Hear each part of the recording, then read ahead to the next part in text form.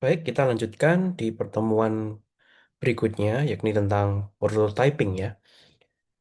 Nah, untuk materi prototyping, saya akan membawakan atau membungkus materi ini dalam skema what, why, when, where, and how to prototype. Pertama adalah what-nya dulu. Apa itu prototyping? Ya, prototyping secara sederhana adalah bagaimana kita menelurkan konsep atau ide yang sudah kita rancang di fase sebelumnya ke sesuatu yang tangible, sesuatu yang bisa kita lihat, bisa kita raba, bisa kita pegang. Oke, tujuannya adalah untuk mengetes ide-ide yang sudah kita buat atau kita rumuskan di fase sebelumnya, apakah ide-ide tersebut solutif atau sebaliknya. Nah, tujuan dari prototipe selain itu adalah agar kita bisa memvalidasi konsep-konsep atau ide tersebut secara cepat dan murah ya, quickly and cheaply. Nah, ada dua jenis prototype ya. Yang pertama adalah low fidelity prototype dan yang kedua adalah high fidelity prototype. Kalimat atau kata term ya maksud saya, term low dan high di sini mengacu pada jumlah atau banyaknya detail pada prototipe tersebut. Low fidelity dikatakan sebuah purwarupa atau prototipe yang detailnya rendah. Sedangkan high fidelity adalah purwarupa yang detailnya banyak. Oke.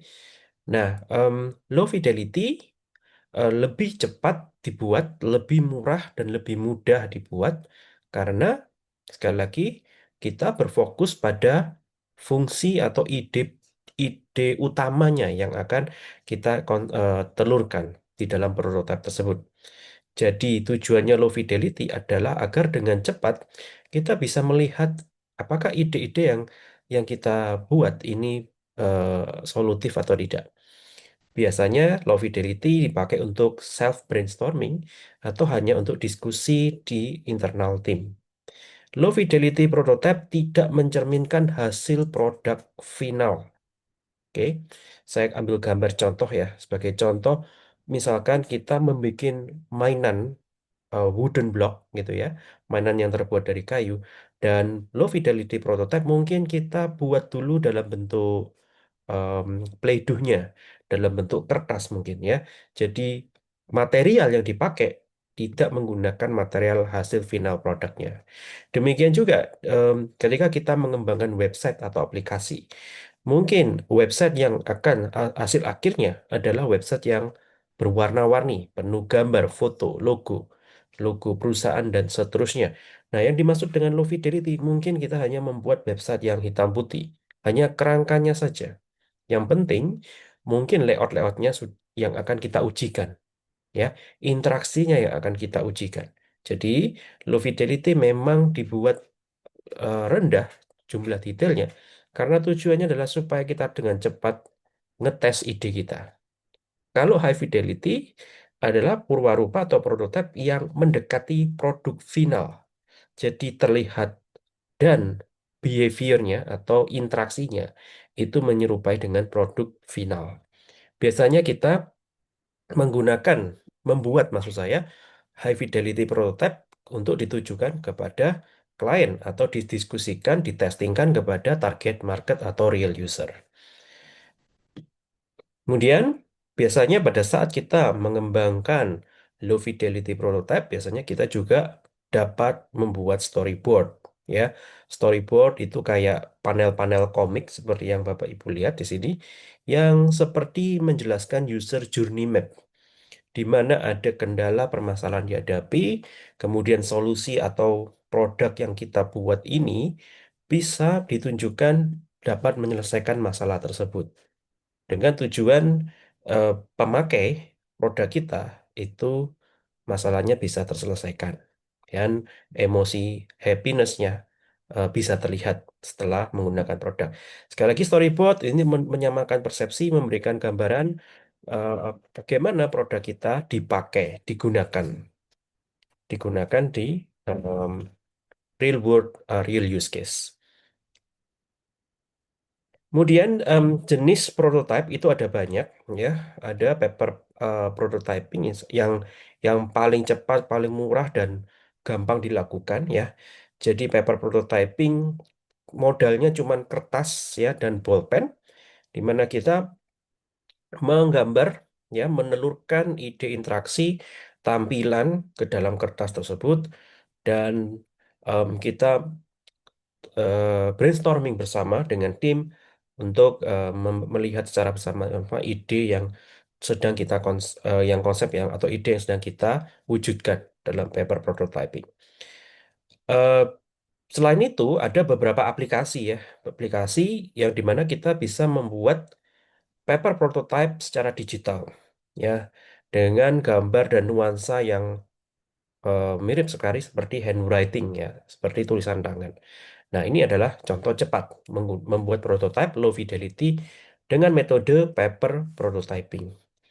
Kelemahan paper prototyping adalah interaksinya manual. Jadi, let's say saya pencet tombol, maka kita secara manual mengganti papernya berpindah ke paper yang lain gitu ya. Jadi, yang dilakukan secara manual. Nah, kalau kepengen otomatis ya, kayak produknya begitu ya, kayak kalau kita ngeklik tombolnya dan tampilannya berubah sesuai dengan feedback yang atau sesuai dengan aksi yang kita lakukan, maka kita bisa mencoba yang namanya wireframe ya. Wireframe prototype adalah prototype yang interaksinya beneran bisa berjalan sesuai dengan aksi yang dilakukan oleh pengguna. Sebagai contoh wireframe prototype, di situ ada menu di aplikasi kita sediakan menu dan ada beberapa link atau tombol yang jika diklik kita bisa berganti halaman. Dan ketika user mencoba wireframe prototype, user bisa menekan tombol tersebut dan layar otomatis berubah ke halaman yang dituju. Oke, tapi tentu saja yang namanya prototype atau perwarupa fungsionalitas di dalam halaman tersebut tidak benar-benar berfungsi seperti eh, produk realnya. Saya ambil contoh, misalkan kita sedang mengembangkan aplikasi e-commerce. User bisa menekan dari home, bisa menekan tombol shopping cart. Ketika tombol itu ditekan, maka halaman shopping cart muncul. Oke, dan tentu saja halaman ini sifatnya statis, ya tidak ada produknya.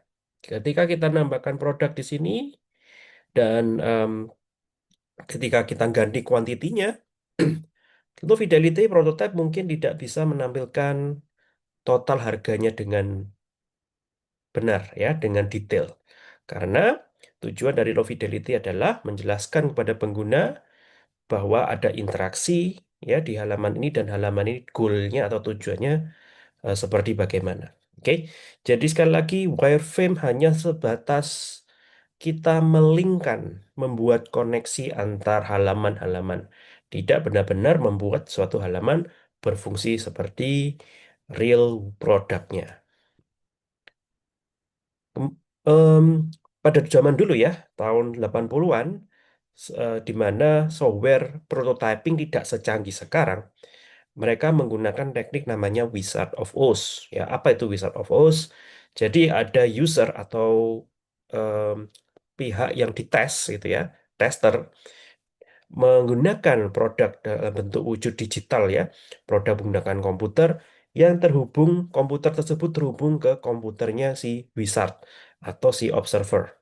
Nah, yang dilakukan adalah ketika si testernya ini menekan satu tombol, maka si wizardnya ini menampilkan interaksinya. Misalkan dia berpindah halaman ke halaman B, maka si wizardnya secara manual menampilkan halaman B secara manual nih.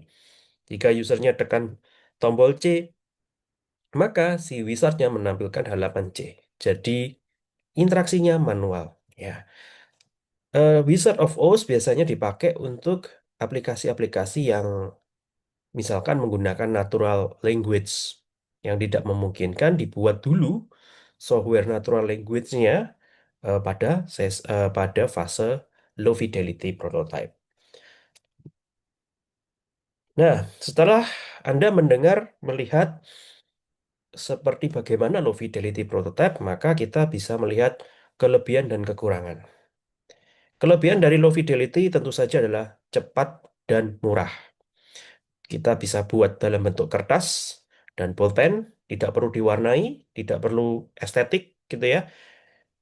Kita juga bisa buat dalam bentuk wireframe prototype menggunakan software-software yang gratis yang tersedia di internet ya untuk membuat interaksi antar halaman ya dan eh, kita bisa demokan, kita bisa brainstorming dari low fidelity prototype yang dibuat dengan cepat.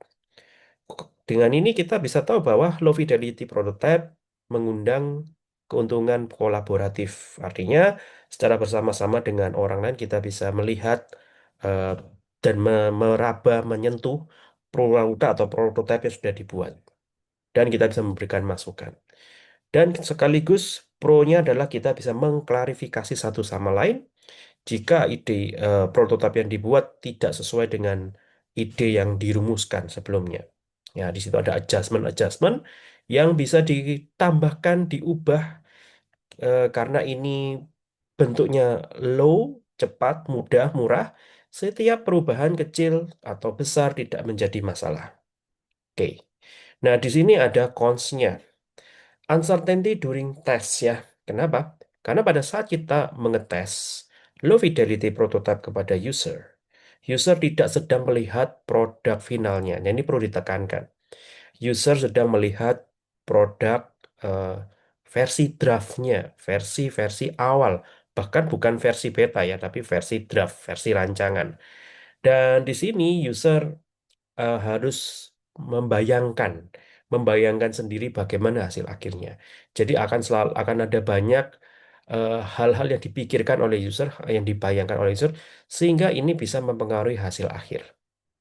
Seperti saya jelaskan sebelumnya bahwa low fidelity kelemahannya tentu saja adalah interaksinya, interactivity-nya. Apalagi ketika kita menggunakan cara manual seperti paper prototyping. Ketika kita sedang nge-scroll, ya, kita scrollkan secara manual. Ketika kita sedang mendouble klik, mengklik kanan, mendrag and drop, ya, semua interaksi yang bisa kita lakukan secara normal itu tidak bisa diakomodasi secara penuh ya di level low fidelity prototype. Nah, itu beberapa pro dan cons dari low fidelity prototype. Nah, jika kita lihat sebelah kiri ini adalah contoh low fidelity prototype dan sebelah kanan adalah contoh high fidelity prototype. Jadi perbandingannya cukup kontras. Low fidelity prototype tidak mementingkan warna, gambar, tampilan. Yang penting adalah layoutnya, fungsionalitasnya, dan bentuknya masing-masing halaman sudah terlihat. Sedangkan high fidelity prototype menggunakan warna, teks, tipografi, layout, logo, dan interaksi yang hampir menyerupai produk final.